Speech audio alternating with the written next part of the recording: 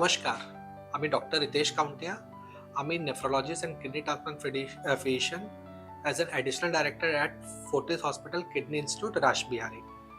আজকে আমি বলবো কি আপনার যা কিডনি ডিজিজ যদি হয় যে ওটা রিভার্স করা যাবে কিনা সে বিষয়ে বলবো।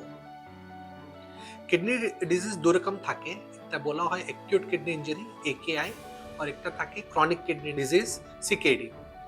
যদি আপনার অ্যাকিউট কিডনি ইনজুরি থাকে তাহলে আপনার কিডনি ডিজিজ টোটালি রিভার্সিবল থাকে।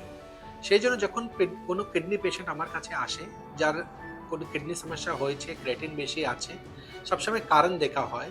যদি কারণ ঠিক করা যায় তাহলে কিডনি ডিজিজ অনেক টাইম রিভার্স করে। এইগুলো কখন হয়? যদি আপনার কিডনি সমস্যা কোনো ইনফেকশন যেন হয়, যদি কোনো ব্যথা ওষুধগুলো খেয়ে যদি হয়ে গেছে, যদি কোনো স্টোন প্রবলেম যেন যদি অবস্ট্রাকশন হয়, যদি কিডনি সমস্যা হয়, और যদি কোনো অন্য কারণ যেন যা রিভার্সিবল থাকে ওগুলো ফ্যাক্টরস ঠিক করলে আপনার কিডনি রিকভার করতে পারে। বাট কোনো সময় যদি আপনার ক্রনিক কিডনি ডিজিজ দিকে আপনি চলে গেছেন, মানে কি যদি আপনার কিডনি সময় 3 মাস থেকে বেশি হয়ে গেছে, তাহলে অনেক টাইম কিডনি ডিজিজ ইরিভার্সিবল স্টেজে চলে যায়। আর যখন ইরিভার্সিবল স্টেজে চলে যায় একটু করে প্রোগ্রেস করবে।